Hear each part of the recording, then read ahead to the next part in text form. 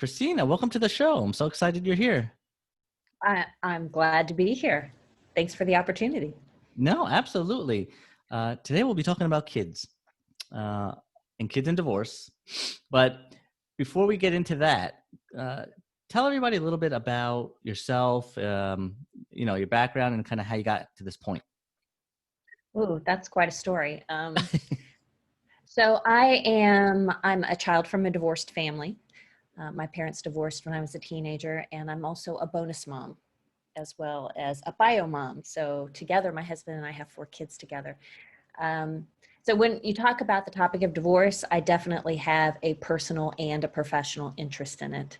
My professional interest really didn't happen until much later in life when I became a bonus mom. And I had these 2 amazing kids, and my husband and I were trying to figure out how we make it work for them between the 2 households. And while I'd love to tell you that everything, went off like a song, it didn't. We definitely had a lot of challenges we had to work through. So I started looking for resources and found out that there weren't really a wealth of options. There were a lot of resources that did a really good job of like pointing out what the problem is, but not really telling you what to do about it. And so I became really invested in how do you offer practical, helpful information about this topic. And I started digging in and eventually led to my teaching classes to parents. So in my jurisdiction, parents are mandated to take a 4-hour parenting class. And so for Yeah. about 12 years, I taught those classes and learned lots. We have the same here in New Jersey. It's mandatory when you go through the courts. They make you take that class. I love how you use the word bonus mom too. I don't think I've ever heard that before. Yeah, I actually came across it when I was teaching. There was a parent from another country that was in the class, and they said, well, where I come from, we use the word bonus. And I thought, oh, wow, what a great term, because I never really loved step language, because when you Right. think about stepmom, you think of Cinderella and Snow White and all these evil, and that just didn't feel like a fit for us. No, you're absolutely right. Bonus is it's like it reminds me of like a game show, and it's like not only did you win 3 kids, but wait, there's more. uh, so today's topic I want to focus on with you is kids, bonus or not.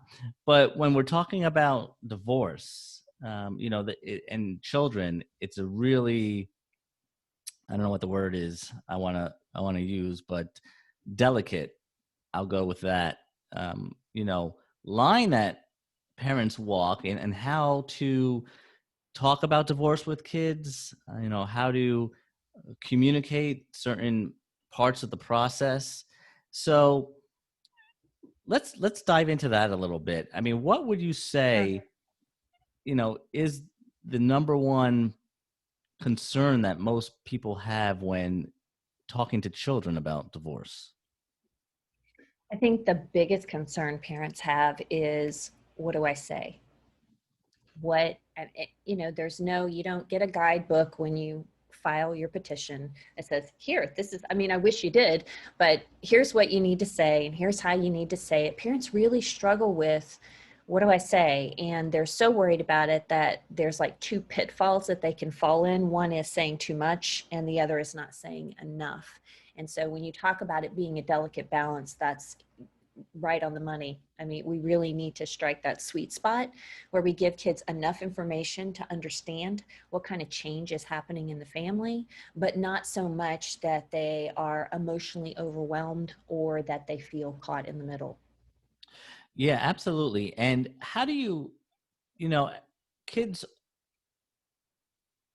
at every stage, right? They're different concerns. Um, so let's start with the younger children. At what age do you think it's even appropriate to like try to actually communicate and talk with your children about what is going on, as far as mommy and daddy getting a divorce? Like, when is when it's too young, when would you start? What are some good guidelines if you have any?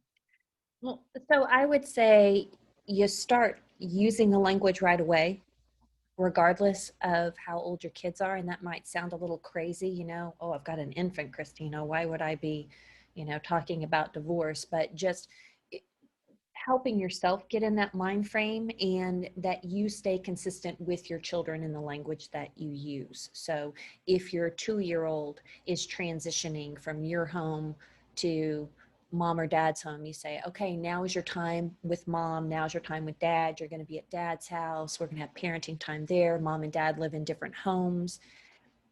Intellectually, cognitively, kids aren't going to be able to wrap their head around it at that age. But as you continue to give them the same message over and over again, eventually they'll be able to integrate it, and it will just become something that they accept as a part of how life is. Yeah.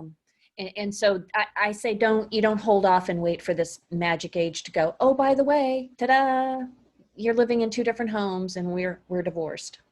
Right. It's not like, they turn 6 years old and say, okay, well, now we can talk to you about what's going on. Mm-hmm. um, so that's great. Now, how important do you think it is?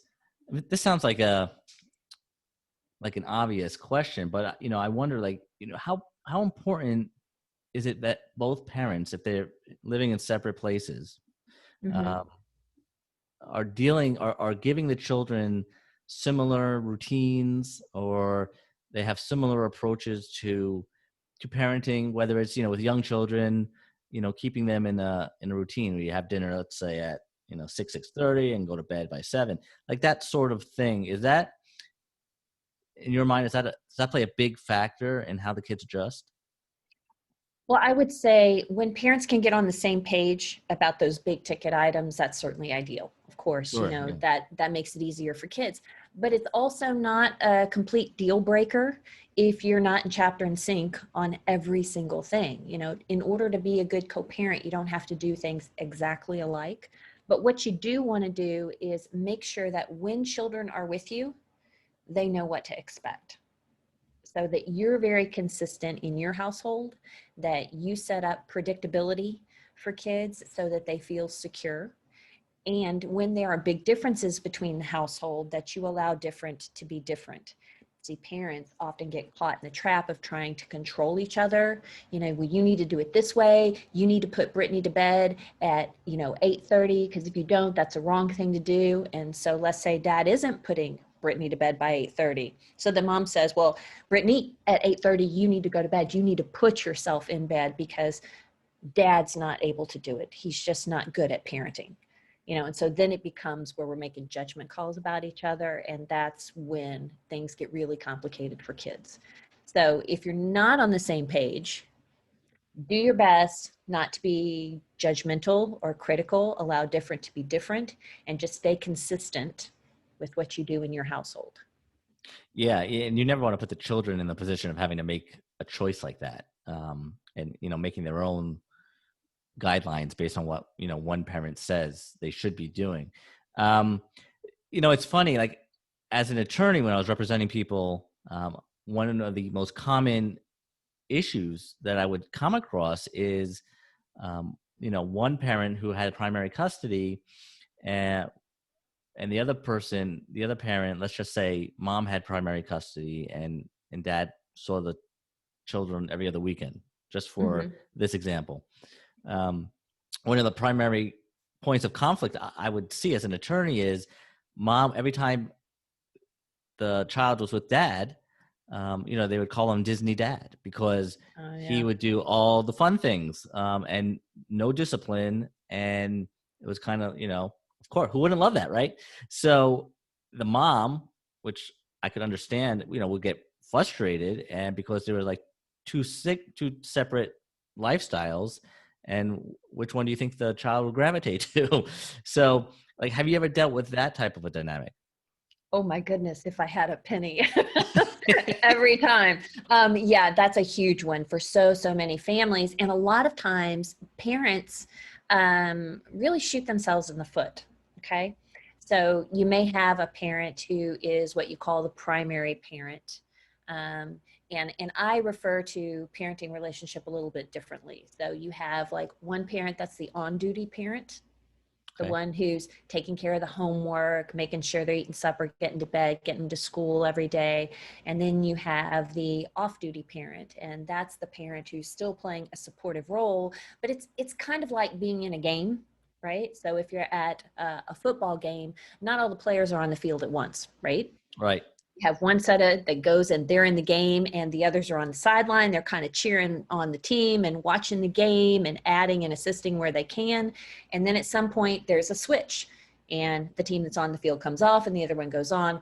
And I encourage parents to think about parenting in the same way. Regardless of how time is spent between the two households, it's really important that you use a two-home concept. And that means that kids feel a sense of belonging and connectedness no matter how much time they're spending with each parent. They feel like they belong. And so when you come from that place of a two-home concept, instead of telling your child, well, now it's your time to go visit dad. See, when we set up this visitation mentality and that time's short and it's fleeting, it Right. becomes really precious. And so, what parent wants to spend it disciplining or doing homework or making sure they get to bed on time? And what kid doesn't want to be an absolute angel under those circumstances because they don't know when they're going to see this parent again?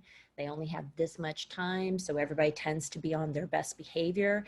And then when they come back to the other household, the wheels come off, you know, and you've got all these discipline issues, and you've got kids that are really struggling, and a parent who feels like they have to be the one who's always laying down the law.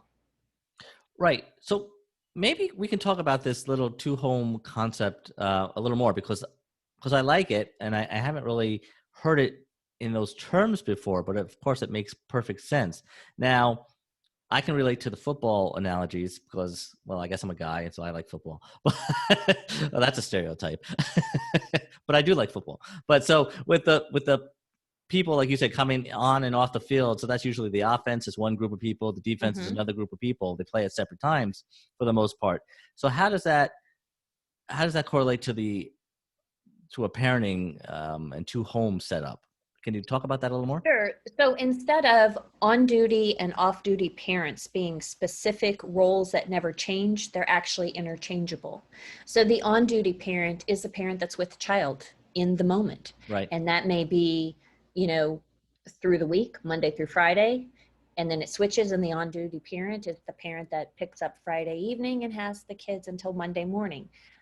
So the roles are interchangeable instead of looking at, I'm the one in charge, you're not. I'm the winner, you're the loser. I'm the important parent, you're the backseat parent.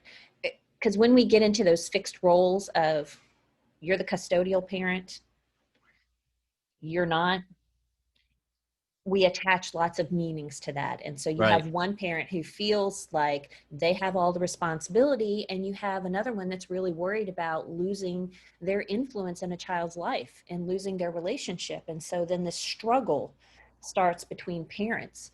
And I think it's better for kids if they see that there's a parenting team, right? And we play different roles at different times. And you have two homes and belong in both places. Yeah, no, that makes perfect sense. The on duty, off duty, but of course, both parents have to be on the same page for that to work, right? Because what happens if, and we'll just use mom as the on duty parent most of the time, or the primary parent, if you, we'll use that label for a second again, and dad is choosing to be that Disney dad and does not emphasize and enforce any restrictions or discipline with their child during the time with him. So that in turn frustrates mom when the child comes home and then everything breaks, falls down. So how do you deal with that type of a dynamic? Well, I think so. You can only control what's on your side of the fence, Right. right? And if you have a parent that's, committed to being the Disneyland parent, um, so I'd say the first thing you do is if you're, let's say, mom in this situation, which it's not always mom, sometimes it's Right. dads, but for this example, we'll use mom. Um, if you're mom in this situation, I would encourage you to evaluate, how are you conceptualizing your relationship as co-parents, right? So how are you being supportive of your child's relationship in that other household? How are you involving that other parent in the day-to-day decisions? Um, are you using supportive language? Are you referring to the other place with your child when you're engaged in talking with them? Are you saying, this is your weekend to go visit dad? Or are you saying, this is your weekend to spend time with dad? Do you Right. talk about it like a home, or do you talk about it like a place they visit? Do kids have stuff in both places so they don't have to schlep around a suitcase back and forth? Right. Are we actually setting up both places as a home? So I think as a co-parent, you can help facilitate some of that and break that down. And when the other parent feels engaged, when they feel that their opinion matters, some of that may die off. In the event that it doesn't, the other thing I would say is you want to be sure that you're playing the long game. And even if the other parent is not going to provide structure, even if they're not going to do homework, you do you, and you provide kids with as much structure, predictability and consistency as you can. You continue to play that supportive role, because as kids get older, they figure it out. I had a woman in one of my trainings I was teaching, and she said, hey, I am that person who had the Disneyland parent. And it got to a point where, yeah, it was really cool to get stuff and to go places, but after a while it felt like that my dad was trying to buy my love. Mm. And I knew that my mom was the parent that I could count on, that she was going to be the one that was going to be there for me, that she was reliable. And I think that it's important to remember that that kind of stuff becomes very apparent to kids over time. In the moment, it's really hard to deal with, but again, you're playing the long game, not the short haul. Yeah, that's so important to keep your eye on the prize of the long game. Like you said, I say that too. Especially when people are stuck in the mud in the divorce process itself, and I'm helping coaching them through it. I say, think about your post-divorce life. That's what we're striving for. That's what's going to be. So kind of, keep your eye moving forward, and always looking towards the big picture. It's so easy to get stuck uh, Right, right. day to day. Yeah, absolutely. Now, I'm curious if how old was that person, the woman who said, I was that child, when she said it started beginning to get old, the whole Disney routine? Do you, I think she was a teenager. okay. I think she said around her teenage years, it looked very different to her. She started noticing different things, but things become apparent to kids at different times for different reasons. And I think a lot of times we don't give our kids enough credit. I mean, they're really many times a lot smarter and wiser than we think, and they figure things out. And so it's really important as a parent that you do what you can do to maintain your co-parenting, set your co-parenting values, and operate out of those. One pitfall that lots of parents get into is that they consistently make their actions dependent upon what the other parent does or doesn't do. And so True. you get into this you become very reactive instead of responsive. And as you're parenting your children, you want to be thoughtful, you want to respond, and you want to figure out what are your priorities, and you parent towards those. Yeah, that's a great point. So, and what comes to my mind is a situation where, all right, when we're trying to communicate with our children directly, um, and we're in a tenuous kind of a dynamic with the other parent, maybe there's still a lot of anger from the divorce or the marriage, doesn't matter, but they're kind of butting heads, they're not on the same page. So when little Samantha, we'll call her, comes back from her Disney weekend with dad, just building on that same example we've been using, and mom can react in a couple different ways. She can react, kind of angrily in front of the child that, oh, he did it again. He was supposed to do X, Y, and Z. and that's not good. What would be a good way for her to talk with, little Samantha about her time with dad, but her expectations and that whole dynamic of what's going on? Well, I would say, how would mom in this example talk with Samantha if she just got back from grandma's? I mean, a lot of times we put a different spin on these situations because it's the other parent. Right. So Grandma's supposed to spoil you. yeah, but if you come back and but maybe you don't agree with the way grandma spoiled Samantha, Right. right? Maybe grandma's way of spoiling Samantha was to let her have like ding dongs all day long and sit in front of the TV, you know? Right. So when you come back, you might say, Samantha's like, well, had a great weekend at grandma's. I ate ding dongs and I watched TV all day. Mom could say, wow, well, that's the great thing about being at grandma's. Won't be happening here. Right. So again, that's one of those slippery slopes where we can get really focused, and sometimes kids pick up on those kind of strong feelings, and so it plays out in a different way. So maybe you have Samantha come home and mom says, time to do your homework, you need to turn the TV off, and Samantha pops off with, well, when I'm at dad's house, I can do my homework in front of the TV. Dad doesn't care. As a matter of fact, I can watch TV as much as I want. Right. And so mom instantly like goes off like a bottle rocket and is like, oh yeah, is that what dad lets you do? Well, let me tell you a little something about dad. Dad is a really crap parent and he shouldn't be allowing you to do that. And young lady, you're going to go do your homework right now. And she starts just going Right. on and on and on about dad. Well, what has little Samantha just done? She's completely derailed mom. We're no longer focusing on the fact that the TV needs to go off. You need to sit down and do your homework. It's all now all about dad.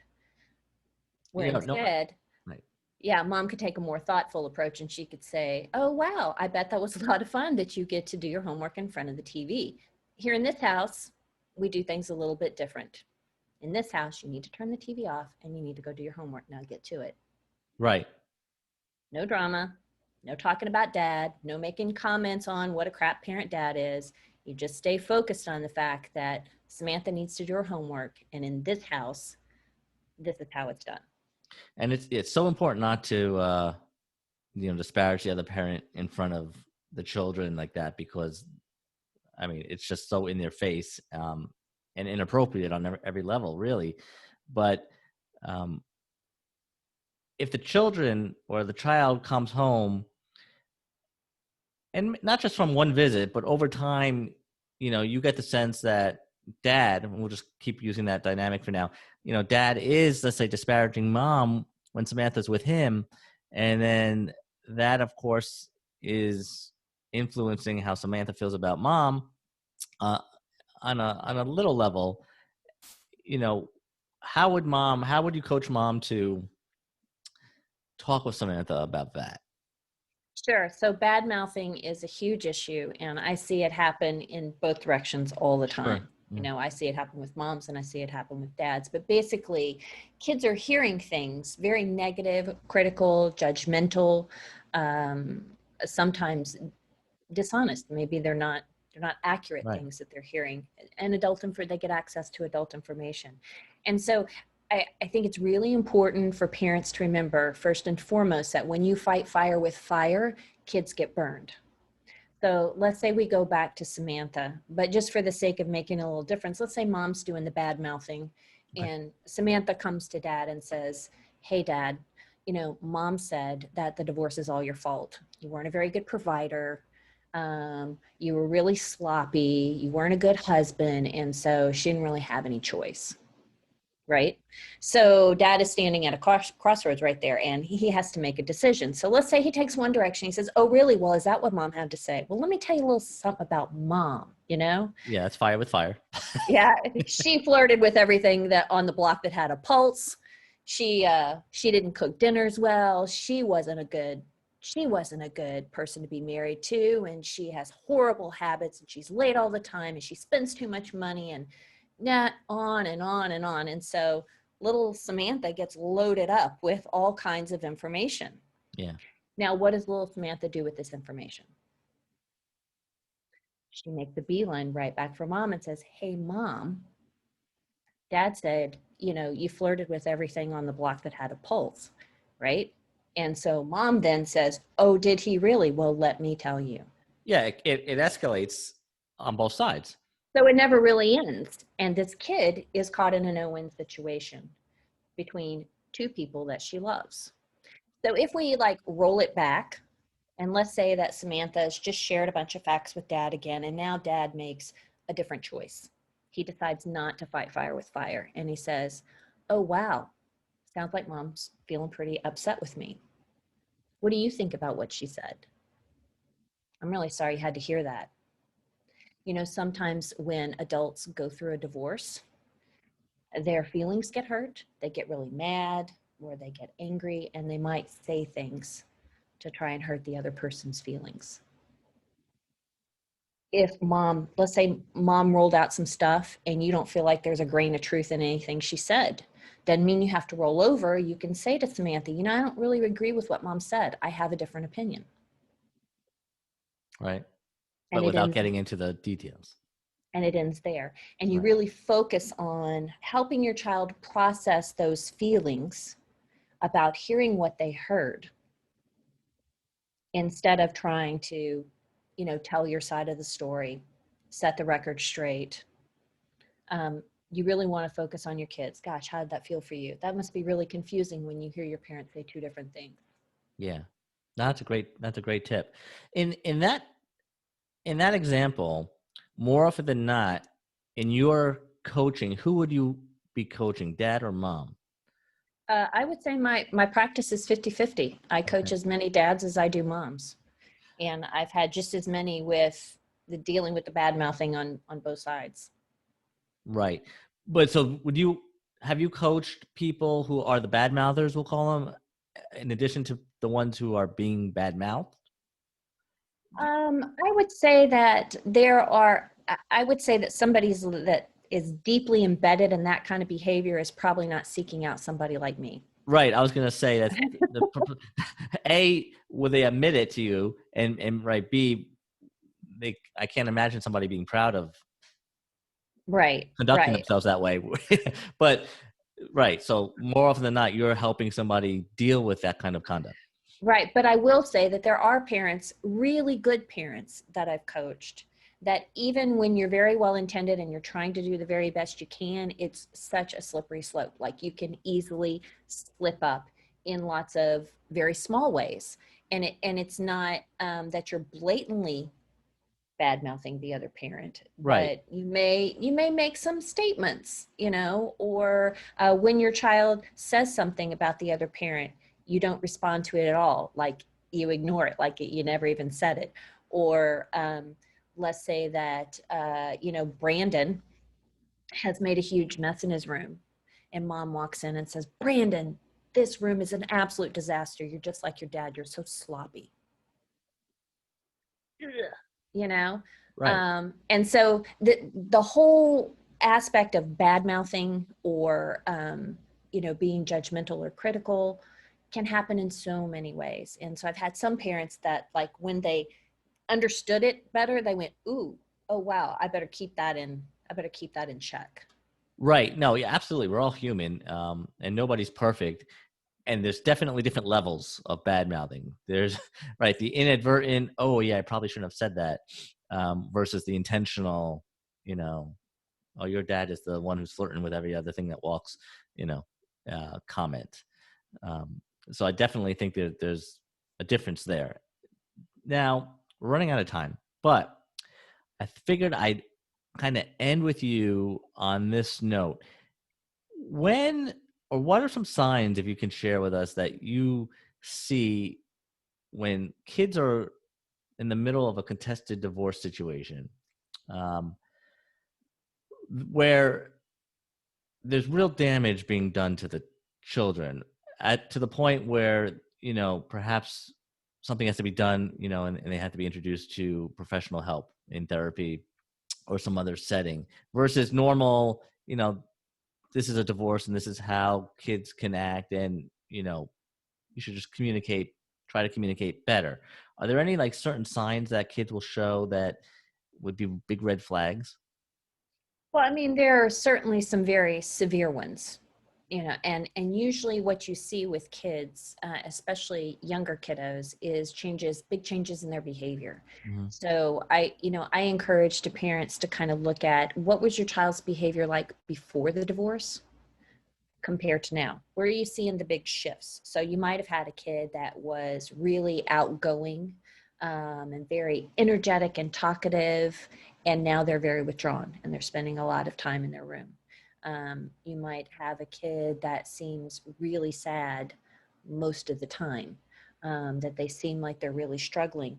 And and I invite parents to trust their gut. I mean, you know your kids better than anybody else. And if something seems off to you, then you should probably consider getting it checked out. Now, before you go rushing to drag your kid to a therapist, I always recommend that parents talk with a professional first. Because a lot of times, if parents can get the support and information that they need, they can make the changes that are necessary to truly help their child.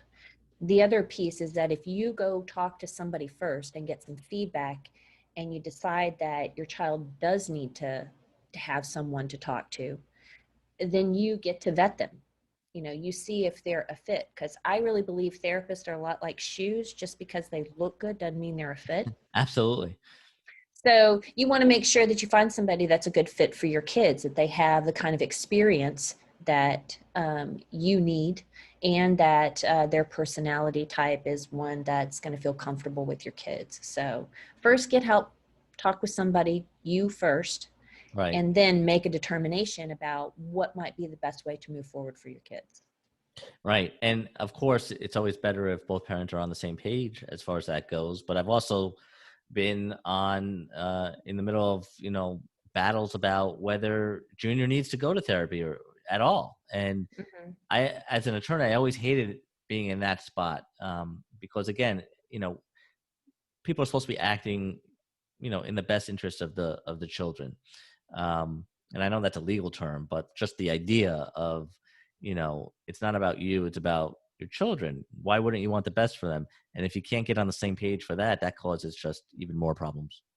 Well, I think what happens with that particular scenario is that it's not uncommon for each parent to see very different things, True. and for kids to say very different things to each parent. So if kids feel like there's tension, I mean, their loyalties are so fierce to their parents that sometimes kids will say what they think their parents want to hear. And Absolutely. so, especially when you're talking like with the Disneyland parent situation, you may have one child who feels that that time with that parent so precious, so fleeting, so sacred, that they will behave like they're just like an angel. They're like the best kid in the world. You don't have any discipline issues. And then you've got the parent on the other side of the fence who's having to lay down the law, who's taking care of the day in, day out stuff, the homework, the bedtime, and they're like hell on wheels, right? And Absolutely. so you have, let's say, mom in this situation telling dad, look, we got some real behavior issues. And he's like, I don't What know are you what you're talking talking about? about. They're perfect at my house. Maybe it's you. Maybe you don't know how to discipline. Maybe you don't know how to parent. And so then we get into this blaming game. Yeah. And so it's important for parents to understand that sometimes you don't see everything. And kids have a tendency to do their acting out with the parent they feel safest with, where there's a sense of security. And so the parent that's not seeing the acting out, that may be your clue that your kids are not so sure if you're going to stick around. Hmm. Interesting. All right. That's an excellent point. I didn't even think about it that way, really. But the point of view that you brought up is spot on. Everything can look different depending on the point of view, and Mhm. whose eyes you're looking at it from. So I almost think, like, we've heard the phrase, there's always three sides to every story, yours, mine, and then the truth. Something like that, right? But like that's how I think about it too, is that, there's mom, dad, and then the child's view too. And you have to really take in everybody's viewpoint into Right. consideration when you're trying to figure out what's going on. Christina, this was so great. And time went by really fast, as it usually does. I feel like we kind of just touched the tip of the iceberg, but I think we covered some good stuff too. Let everybody know where they can find you. So for people that are looking for me, they can find me at divorceandandchildren.com. That's my website. There's a lot of information there, and I also offer a free resource guide to parents who want to, sign up and join the parenting community. I'm also on Facebook at Divorce and Children, and on Instagram at Christina_Mghee. Excellent. And I'll put those links in the show notes. And do you work with people all over, and especially now virtually, I'm sure? I've been working with people all over the world for years. I do all of my coaching by phone, so I can work with parents anywhere in the world. So if anybody's interested in getting some extra support, on my website, I have a free 30-minute consultation offer. So someone who's interested in getting some feedback or wanting to know a little bit more about what coaching is all about, I really believe that's important. You talk with somebody before making a decision to work with them. So that is my way of letting parents get to know me, finding out a little bit more about coaching and whether we would be a fit. Absolutely, because just like everything, right? Yeah. You have to be a fit. Well, great. Thank you so much again for being a guest. We'll have to have you on again in the future and cover some more stuff. Yeah, I've really enjoyed it. Thanks so much for the opportunity.